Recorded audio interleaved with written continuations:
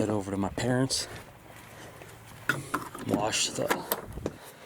get that Ford Falcon cleaned up today. I'll fire up the old 7.3 here, this is the girlfriend's truck.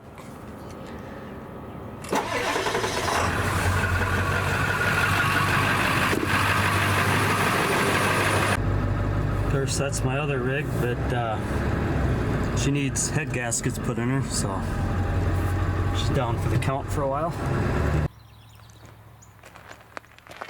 Well, I'll get this car all washed up. Do a little bit more of a detail on this car.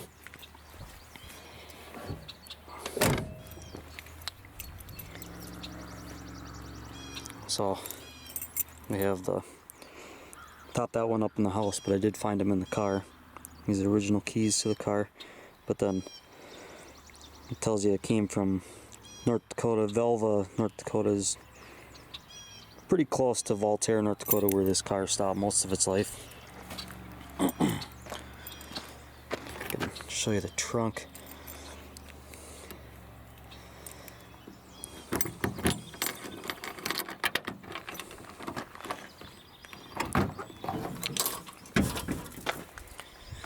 So, about the only severe rust on this car, there used to be a mat in here. And when my dad and I got this out of the shed, we took that mat out, and there was a lot of moisture in this trunk, and it unfortunately rotted. So my dad did some rust converter and stuff. You can see it's already got a hole in there, and the rust is from the top down, not the bottom up. So we repainted everything because the fuel tank bolts to the top of this. So that's about the only unfortunate part. Of course, some mice got back in here when I was sitting in my sister and brother-in-law's garage. So this trunk reeks really bad. So I'll probably have to vacuum this out and clean out the trunk too again.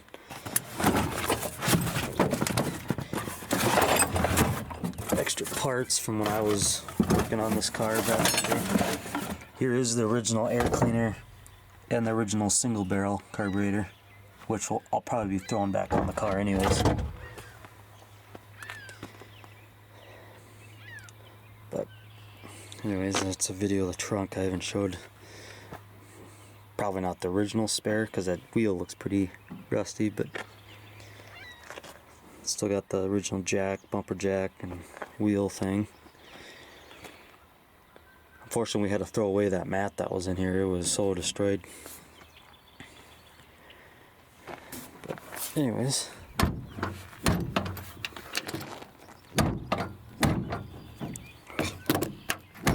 it goes.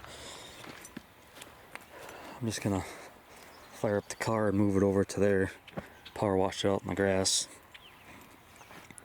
Probably won't be cleaning the engine bay. I'll wait until I get ready to pull the motor because it's pretty greasy and oily there. But let's get the outside all shined up, whatnot, get all this dust off of it.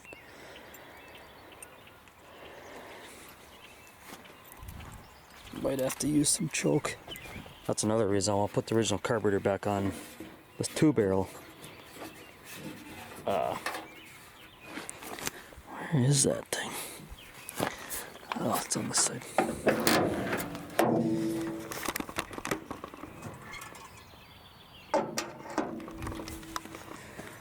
That 2-barrel, I don't have the choke hooked up right. Oh, is that a lot of gasoline? Ooh.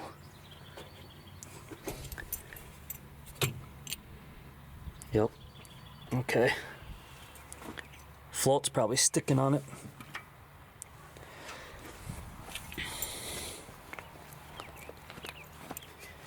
I probably don't need choke then.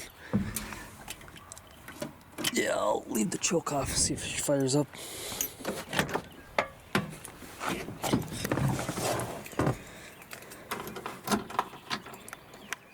I noticed the generator light stays on too while the car's running, so I might have to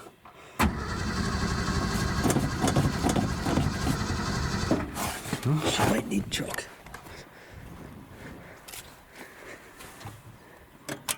Hopefully she's not flooded.